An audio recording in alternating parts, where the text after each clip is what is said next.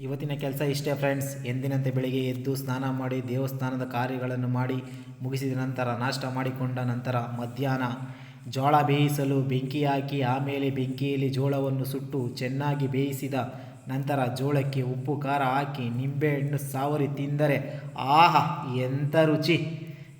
ನಂತರ ಬಾಳೆ ಮರವನ್ನು ಕಡಿದು ಅದರ ಕಾಂಡದಲ್ಲಿ ಒಂದು ಮಧ್ಯದಲ್ಲಿ ಒಂದು ಗುಂಡಿ ಮಾಡಿ ಅದಕ್ಕೆ ಜೀರಿಗೆ ಹಾಕಿ ಅದರಲ್ಲಿ ಬಂದ ನೀರನ್ನು ಕುಡಿದರೆ ಕಿಡ್ನಿಯ ಸ್ಟೋನ್ ಹೋಗುತ್ತದೆ ಎಂದು ಒಬ್ಬರು ಹೇಳಿದರು.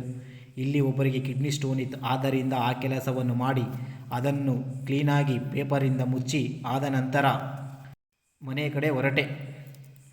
ಕಡೆ ಹೊರಟು ನಂತರ ಶಾಲೆ ಹತ್ತಿರ ಬಂದೆ. ಏಕೆ ಎಂದಿರಾ? ಅದು ನಿಮಗೇ ಗೊತ್ತು. ಅವರನ್ನು ಕರೆದುಕೊಂಡು ಮನೆ ಕಡೆ ಬಂದು ಮತ್ತೆ ನಂತರ ಗಾಡಿಯನ್ನು ತೆಗೆದುಕೊಂಡು ಕಗಲೀಪುರ ಕಡೆ ಹೊರಟೆ. ಏನಕ್ಕೆ ಅಂತ ಗೊತ್ತಾ? ನಮ್ಮ ತಾತ ಹಾಸಿಗೆ ತಗೋಬೇಕು ಅಂತ ಕರೆದುಕೊಂಡು ಹೋದರು. ಅಲ್ಲಿ ಹೋಗಿ ಈ ಅಂಗಡಿಯಲ್ಲಿ ಹಾಸಿಗೆಯನ್ನು ತೆಗೆದುಕೊಂಡು ಮತ್ತೆ ಮನೆ ಕಡೆ ಬಂದೆ.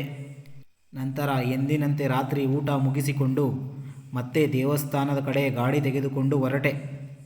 ಇವತ್ತಿನ ಕತೆ ಇಷ್ಟು ಫ್ರೆಂಡ್ಸ್. ನಾಳೆ ಸಿಗೋಣ ಮತ್ತೊಂದು ವಿಡಿಯೋದಲ್ಲಿ.